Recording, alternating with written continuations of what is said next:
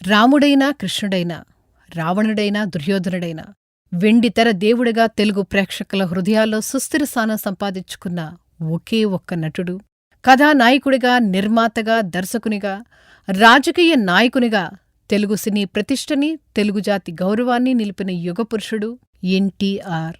తెలుగు జాతి గౌరవాన్ని ప్రపంచానికి చాటి చెప్పిన మహానుభావుడు. తెలుగువారు ప్రేమగా అన్నగారు అని పిలుచుకునే ఎన్టీఆర్ 1923 మే 28న కృష్ణా జిల్లా నిమ్మకూరులో జన్మించారు. నటనపై ఆసక్తితో సబ్ రిజిస్ట్రార్ ఉద్యోగాన్ని వదులుకుని మద్రాసు చేరుకున్నారు. ఎల్వి ప్రసాద్ దర్శకత్వం వహించిన మనదేశం సినిమాతో తొలిసారిగా కెమెరా ముందుకొచ్చిన ఎన్టీఆర్ ఆ తర్వాత తెలుగు సినీ రంగంలో ఎదురులేని నటుడిగా వెలుగొందారు. ఎన్టీఆర్ సినీ జీవితాన్ని మలుపు తిప్పిన సినిమా పాతాళ భైరవి. ఈ సినిమాతో ఒక్కసారిగా స్టార్ స్టేటస్ అందుకున్నాడు ఎన్టీఆర్. ఆ తర్వాత వరుసగా మల్లీశ్వరి, పెళ్లిచేసి చూడు లాంటి సినిమాలతో ఎన్టీఆర్ కీర్తి శిఖర సమానంగా ఎదిగింది. ఇక ఆ తర్వాత వచ్చిన మిస్సమ్మ చిత్రంలో ఎన్టీఆర్ నటనకు యావత్ ఆంధ్రదేశం దాసోహం అంది. ఎన్టీఆర్ నట జీవితంలో మరో మైలురాయి మాయాబజార్. ఈ సినిమాలో తొలిసారిగా కృష్ణుడిగా కనిపించిన ఎన్టీఆర్ ఆ తర్వాత ఏకధాటిగా 18 సార్లు అదే పాత్రను ధరించి రికార్డు సృష్టించారు.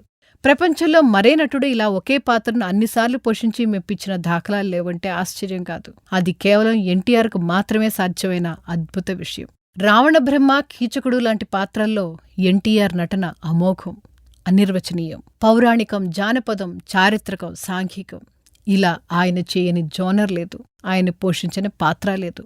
నటునిగా కొనసాగుతున్న సమయంలో ఏడాదికి 10 సినిమాలు రిలీజ్ చేస్తూ అభిమానులను అలరించేవారు ఎన్టీఆర్. ఎన్టీఆర్ నట జీవితంలో మరో మేలిమలుపు లవకుశ. ఇక దానవీర సూర్యకర్ణ సినిమాలో దుర్యోధనుడి పాత్రలో ఎన్టీఆర్ నటనకు మరెవరూ సాటిరారనే చెప్పాలి.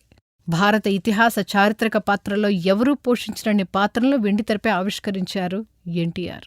సాంఘిక చిత్రాల్లోనూ సినిమాకు తన వేషధారణలో మార్పులు చూపెట్టేవారు. ఇంకా చెప్పాలంటే సినిమాకు అవతారం ఎత్తేవారు. వెండితెర మీదనే కాదు, రాజకీయాలను తనదైన ముద్రను వేశారు ఎన్టీఆర్.